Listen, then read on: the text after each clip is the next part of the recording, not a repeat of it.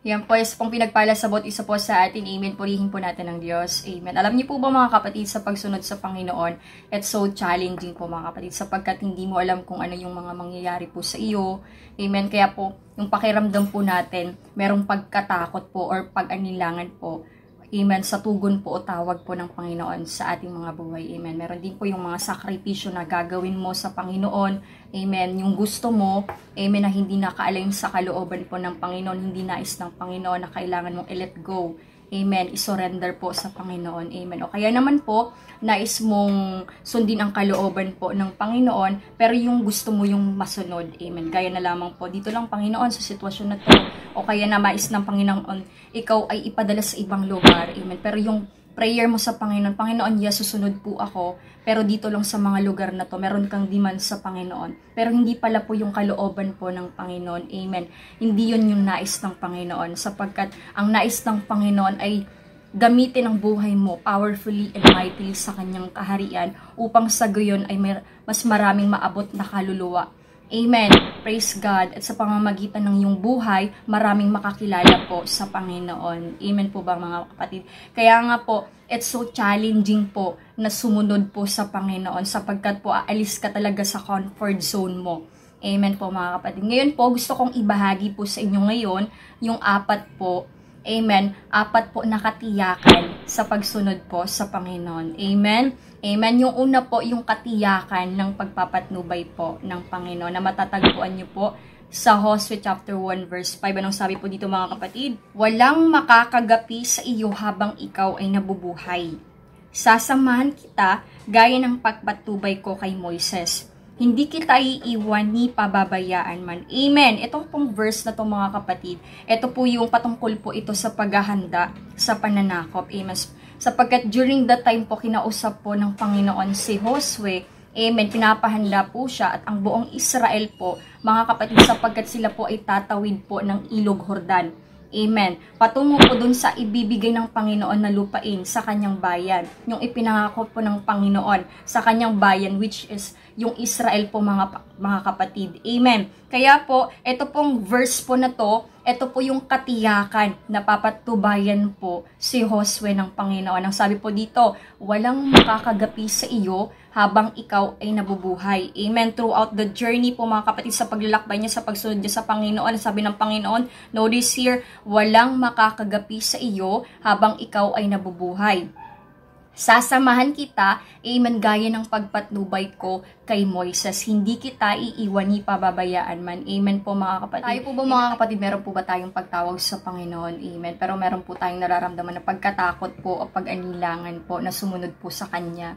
Amen. Gaya po ni Josue po mga kapatid, nagpapakita po dito na buong puso po siya sumunod sa Panginoon. Amen. Meron pong assurance po, meron pong katiyakan po ng pagpatnubay po ng Panginoon. Amen. Praise God. Ay nawa po ito po ay nagpa-remind po sa atin kung meron po tayo, tinatawag po tayo ng Panginoon sa isang gawain. Amen. Sa kanyang malaking misyon, tayo ipagkatiwala po natin sa Panginoon. Because you know what, we cannot outthink God, hindi po natin maabot o marurok po ang kanyang kaisipan o. Amen po mga kapatid. And that's number 1 po. Amen. Sa pagsunod sa Panginoon, meron pong katiyakan po ng pagpatnubay po mga kapatid.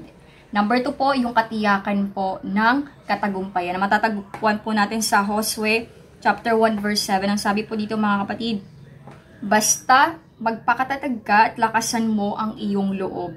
Sundin mong mabuti ang buong kautosang ibinigay sa inyo ni Moises. Huwag kang susuway sa anumang nakasaad doon at magtatagumpay ka. Notice mo pang mga kapatid, at magtatagumpay ka saan ka man magpunta. Amen. Meron po dito, sabi po dito, huwag kang susuway. Amen. Huwag mong susuwayin. Amen. Yung utos ng Panginoon o yung nakasaad po doon sa aklat ng kautosan ng Panginoon at magtatagumpay ka saan ka man magpunta. Meron pong katiyakan po ng katagumpayan po sa pagsunod po sa Panginoon. Praise God. Puhihinta po natin ng Diyos. That's number 2. And number 3 po, yung pagsunod po sa Panginoon, ng katiyakan, yung katiyakan po ng pagpapala po ng Panginoon. Amen. Na matatagpuan niyo po sa Hosea chapter 1 verse 8. Ang sabi po dito mga kapatid, amen, huwag mong kaliligtaang basahin ang aklat ng kautusan.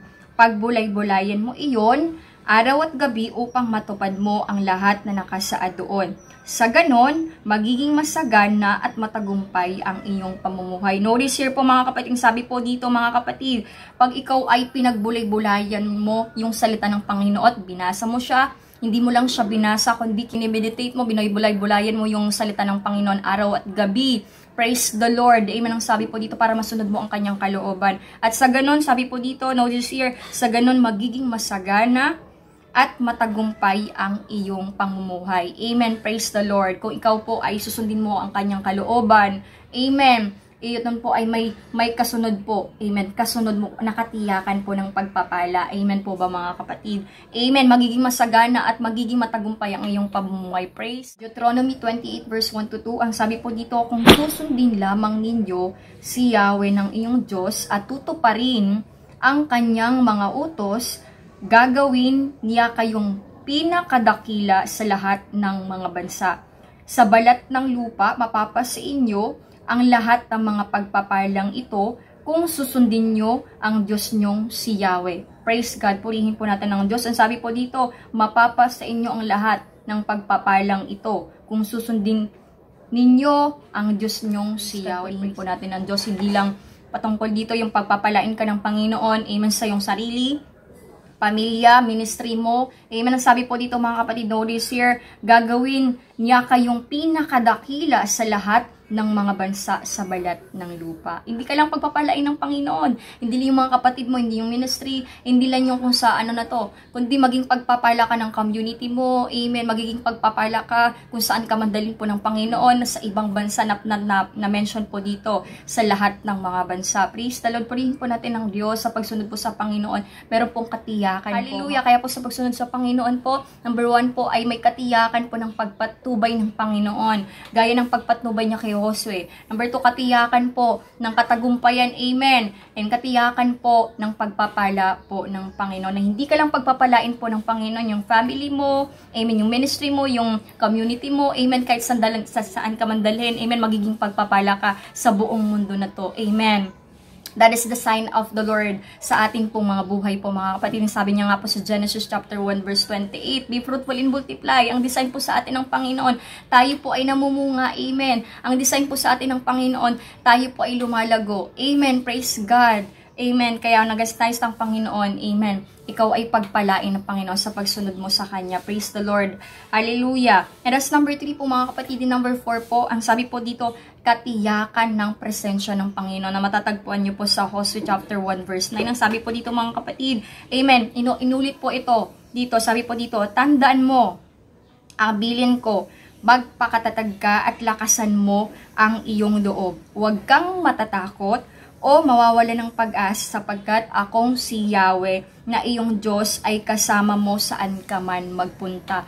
Praise God. Notice here, sabi po dito, amen, huwag kang matatakot o mawala ng pag-asa sapagkat akong si Yahweh na iyong Diyos ay kasama mo saan ka man magpunta. Praise the Lord. Meron pong katiyakan po na sa pagsunod mo sa Panginoon, meron pong yan na ang presensya po ng Panginoon ay kasama mo. Hallelujah. Praise the Lord. Sabi nga po ni Moises, sabi niya po, Panginoon, kung hindi ka lang naman po kasama, hindi na lang po kami pupunta doon. Amen. Napakahalaga po ng presensya po ng Panginoon. Sapagkat po sa presensya po ng Panginoon, mga kapatid, meron pong kapayapaan, amen. Mayroong kagalakan, merong kasiyahan, at meron pong kalakasan, amen.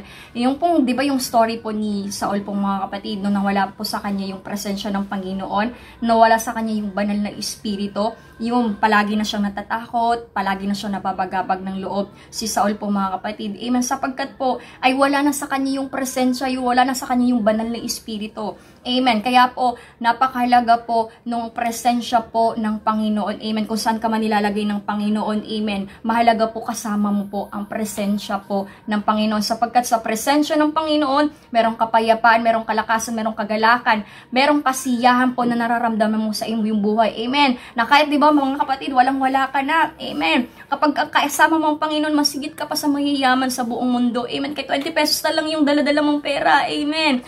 Praise God. Pero yung iba yung nararamdaman mo. Amen. Praise God, yung kapayapaan na nagmumula sa Panginoon, kahit marami ka ng problema nararanasan, amen, kabila-kabila nararanasan mo mga problema, praise God, pero pagkasama mo ang presensya po ng Panginoon, binibigyan ka nito ng kapayapaan, amen, binibigyan ka nito ng solusyon sa lahat ng bagay, amen, praise God, praise the Lord, hallelujah. Ano po mga kapatid, sa pagsunod po sa Panginoon, amen. Ito po yung mga apat na katiyakan. Katiyakan ng pagpatubay po ng Panginoon. Katiyakan po ng katagumpayan. Katiyakan po ng pagpapala at katiyakan po ng presensya ng Panginoon po mga kapatid sa pagsunod po sa natin sa Panginoon. Yes po, it's so challenging po. May mga sakripisyo po tayong gagawin sa pagsunod po natin sa Panginoon. Amen. But pag tayo po ay buong puso na sumunod sa Panginoon, na gaya po ni Josue, amen, si Josue po ay nakarating po doon sa lupang ipinangako po ng Panginoon, sa promised land. Amen. Si Josue po mga kapatid